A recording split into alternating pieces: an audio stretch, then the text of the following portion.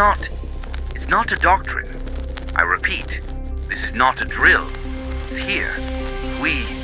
We're already dead.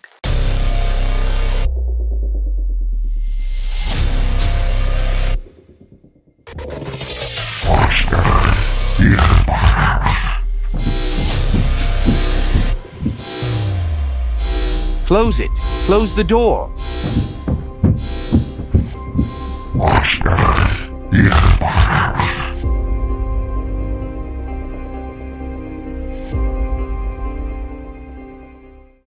The air was thick with the acrid scent of scorched metal and ionized plasma. Smoke curled from the freshly burned craters in the synthetic battlefield terrain, a stark reminder that Sunspire Academy did not believe in holding back. This was a live fire exercise, and the cadets, both human and alien, were expected to perform as if their lives depended on it. They moved in practiced formations, their armored boots crunching against the brittle soil. The training zone stretched before them like an endless labyrinth of jagged rock formations and deep trenches. This was their final session before live combat certifications. They had trained for months, endured the Academy's brutal drills, survived against both the elements and each other. But something was off. It wasn't the terrain, nor was it the presence of their instructors, hidden away in the observation towers, monitoring every move.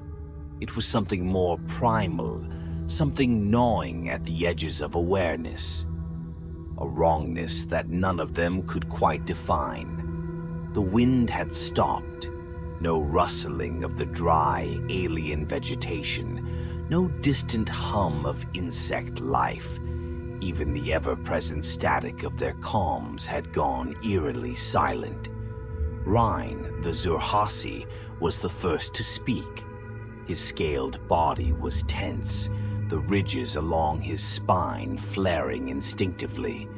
His species was built for war, their senses honed over millennia of battlefield survival. He narrowed his slitted pupils, scanning the shadows between the rock formations. "Something is wrong," he hissed. "Like what?" asked Zarin, a human sniper, his voice low but steady.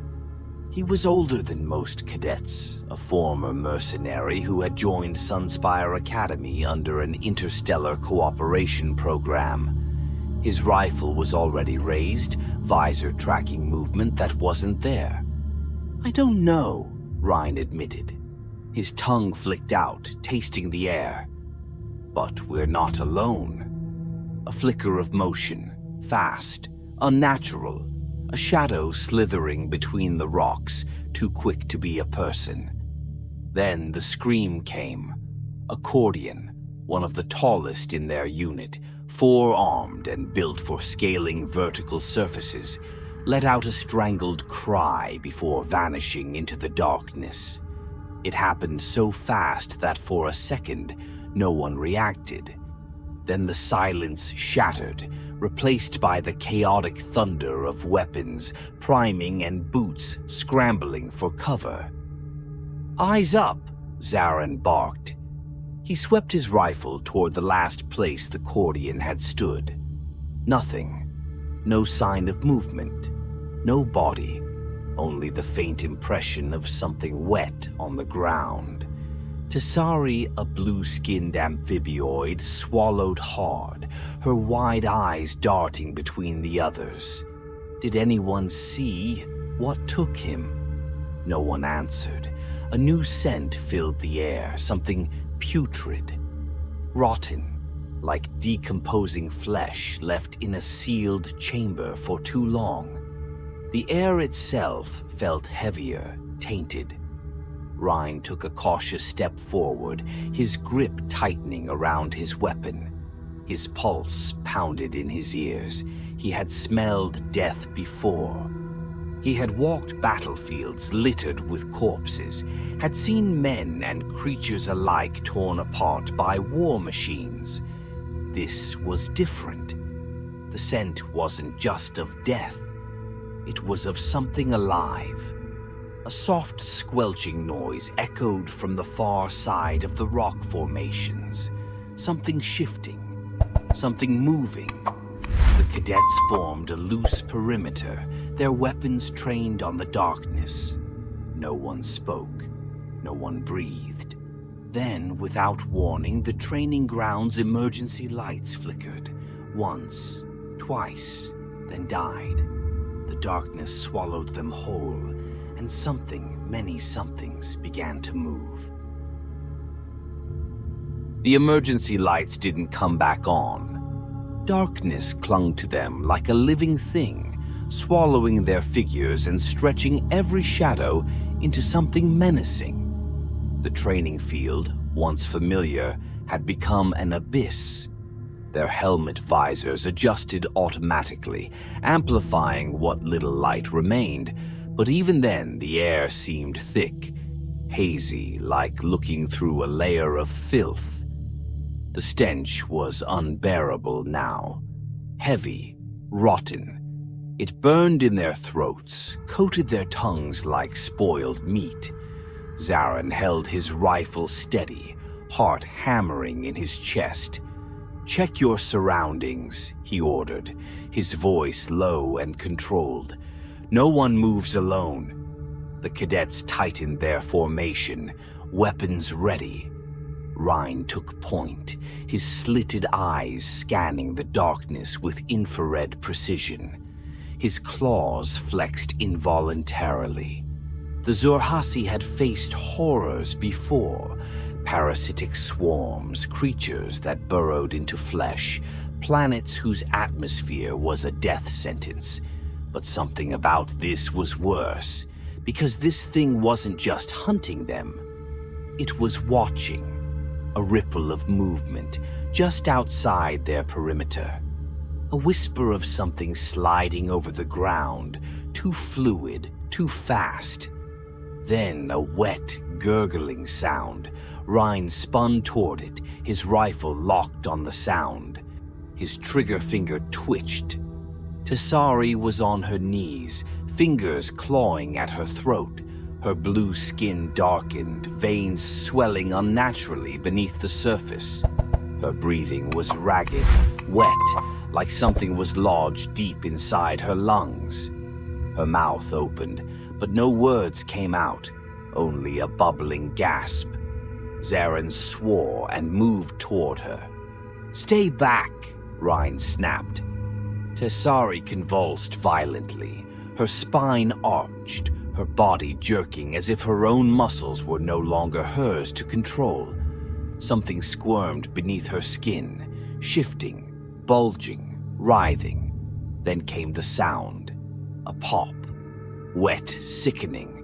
Her shoulder ruptured. Flesh split apart, revealing something beneath that should not have been there.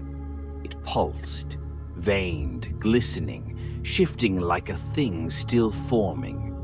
A grotesque parody of life. Tessari's eyes rolled back, her body jerking as something pushed its way out of her, bones snapping, skin stretching, reshaping. A slick, membranous mass unfurled from the wound, glistening with an unnatural sheen. It pulsed with stolen life, its shape wrong, shifting, stretching outward into something new. The cadets recoiled in horror. "Tessari," one of them shouted, but she was already gone. Her head twisted unnaturally, jaw distending, stretching open far too wide. A guttural, distorted sound, half scream, half growl, echoed from her throat as her body folded. Her limbs bent at impossible angles, her flesh rippling as if something beneath the skin was rearranging itself. And then she turned toward them. Her eyes, if they could still be called that, were empty. A hollow void where something else now looked out. The horror of it froze them. Then she lunged. Zarin fired first, a plasma bolt slamming into her chest. The impact sent her reeling, but she did not fall, did not bleed. Her flesh rippled, folding in on itself, re-knitting. She stepped forward. "Fall back," Ryan roared. The cadets scrambled, weapons blazing. Plasma bolts seared the air, cutting through the thing that had once been Tessari, but it did not die. It learned. Each hit made it shift, adapt, muscle knitting together in new ways, limbs elongating, reshaping. It became faster, more refined, more perfect. Something slithered in the darkness behind them. They weren't fighting one thing. There were more, and they were no longer alone in their own skins. The corridor leading to the bunker was barely wide enough for them to run in formation, but none of them dared to slow down. The darkness behind them pulsed with movement, wet, chittering, and wrong. Their boots slammed against the reinforced flooring as they sprinted, lungs burning, weapons clutched tightly in shaking hands. The thing that had been Tessari was no longer alone. Others had fallen in the chaos. Cadets who had hesitated a second too long, who had screamed as their own bodies betrayed them. Now they moved with the enemy, their twisted figures jerking like marionettes with strings tangled from the inside. The hollow ones. Zarin didn't look back, but he could hear them. The sounds they made. Some still had voices, distorted, raw, like shredded vocal cords forced to mimic speech. Others had nothing but wet, gurgling clicks, their throats thick with whatever horror had taken root inside them. The bunker was close. 50 meters, 40. A scream, cut short. Rhine spun mid-stride, rifle raised. One of their own, a cadet named Ocean, had lagged behind. He wasn't running anymore. He was changing. His back arched violently as something beneath his skin pressed outward, stretching his uniform taut before splitting open in a spray of blood and viscous fluid. His hands spasmed, fingers curling unnaturally as new bone pushed through his knuckles like jagged knives. His eyes, once filled with fear, were empty. He wasn't screaming anymore. His mouth opened, but the sound that came out wasn't his. It was them. A chorus of discordant voices, overlapping, fractured, whispering in tones that were both familiar and impossibly alien. Zarin didn't hesitate. He fired. Ocean's head snapped back as the plasma bolt tore through it, but his body kept moving. Kept reshaping. A second shot. A third. The thing that had been their comrade folded in on itself, twisting into a mass of flesh and bone that no longer resembled anything humanoid. It took 5 more shots before it stopped moving. No one spoke. No one breathed. Then the door was there, a massive, reinforced blast barrier. Rhine slammed his palm against the control panel. It hesitated for a second too long before grinding open. The survivors scrambled inside. Zarin was the last to enter, covering their retreat as the hollow ones closed in. Their movements weren't like soldiers. They were fluid, adaptable. No two moving the same way, as if testing different ways to function. One of them, a girl whose name Zarin didn't even have time to remember, was faster than the others. Her arm had split at the elbow, forming a jagged whip-like appendage that lashed out as she sprinted forward. The doors weren't going to close in time. Zarin fired a single round into the control panel. The heavy blast doors slammed shut just as the hollow ones reached them. The impact shook the entire room. The creatures slammed against the metal over and over, the the reinforced barrier warping ever so slightly with each strike. The steel groaned, but it held. For now. Zarin stumbled back, gripping his rifle so tightly his fingers ached. Ryan was breathing heavily, his reptilian chest rising and falling with slow, controlled breaths. His claws twitched. He was trying to stay calm. They all were. The bunker was silent except for the distant echoes of something shifting beneath their feet, and the unmistakable sound of breathing. Not just their own. Zarin turned slowly. 3 of the cadets were standing apart from the rest. Still. Too still. Their uniforms were wet with sweat, their hands shaking. One of them, a human girl barely 20, had a gash along her forearm. The wound was dark, too dark. The veins beneath her skin weren't veins anymore. She saw them looking at her. She swallowed hard. Her voice cracked. I won't. The words died as her muscles tensed involuntarily, a violent spasm that rocked her body. She gasped. Then, with a slow, shuddering breath, she turned her rifle on herself. The shot rang out, deafening in the enclosed space. She collapsed. No one moved. The 2 remaining cadets, both injured, stared down at her body, their own faces pale with the realization that they would not survive this. Not as themselves. A long silence stretched between them. Then one of them spoke. We can't take them with us. No one argued. No one wanted to say it. Zarin reached for his sidearm. His hand didn't shake. Neither did Ryan's. The emergency shuttle bay was silent. Not the kind of silence that came with safety, but the heavy, suffocating quiet of something unseen, watching, waiting. Zarin kept his rifle up as he moved through the dimly lit docking corridor, the others close behind. 5 of them left, out of an entire squad. His fingers were stiff from gripping his weapon too hard, but he didn't let go. Couldn't let go. Not now. Ryan led the way, his reptilian form moving with careful precision. He didn't speak. None of them did. Words had lost their meaning. The bunker hadn't held. The hollow ones had never tried to break the door. They didn't need to. They had already been inside, already with them, in their blood, in their flesh, waiting for the right moment to change.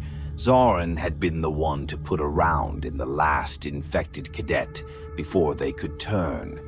He hadn't hesitated. Not anymore. There was no hesitation left in him. The shuttle bay stretched out before them, bathed in the sterile glow of emergency beacons. A single transport remained, their last chance. The comms were still dead. The base was still silent, but the ship's console blinked green. It was fueled. It was ready. They could leave. They could survive. Zarin took a step forward, and the air changed. A sound, deep and wet, slithered through the vast space, not from the corridors behind them, but from ahead. The ship. Something moved inside the shuttle, not a sound of mechanics or failing machinery, but something alive, a slow, deliberate shifting, a whisper of flesh reshaping itself. Zarin froze. Ryan inhaled sharply. It's here. The others backed up instinctively, weapons raised, their breathing shallow. Then the shuttle doors hissed open. Something stepped out. It still resembled a person. That was the worst part. It had the suggestion of a human shape. 2 legs, 2 arms, a head, but none of it was right. The skin was stretched too thin, slick with an organic sheen that pulsed like a thing still in the process of forming. Its head was smooth, featureless except for the faint remnants of where a mouth might have been. It didn't walk. It glided, each step too fluid, too soundless, and then it stopped. It looked at them, even without eyes, not with hunger, not with anger, with understanding. And then it spoke. A voice, many voices, layered, disjointed, some familiar, some stolen. It vibrated through the air, not from a mouth, but from within. "You should not have run." Zaren's grip tightened. "We're leaving." The thing tilted its head in a slow, unnatural arc. There is nowhere to go. Behind them, something shifted. The doors they had come through were no longer doors.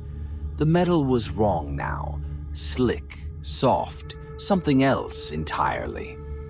It pulsed, reshaping itself, sealing off their exit. The ship. It had never been an escape. It had never been an escape.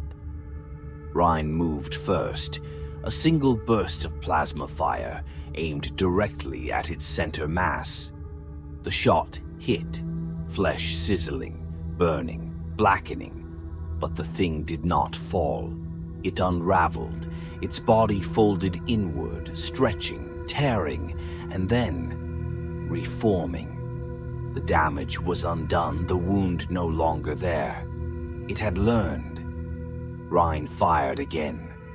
The others joined him. Bolts of plasma filled the air, lighting up the bay with the smell of burning flesh and something worse. The thing convulsed with each impact, reeling, twisting. But it would not die. Then it moved, faster than anything should. A blur of motion, impossible to track, impossible to stop.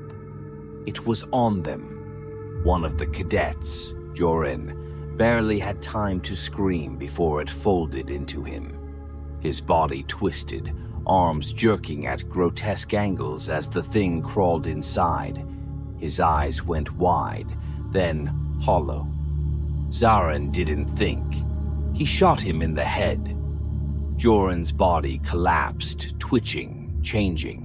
Not fast enough. The others were moving, sprinting toward the ship. No plan, no orders, just instinct.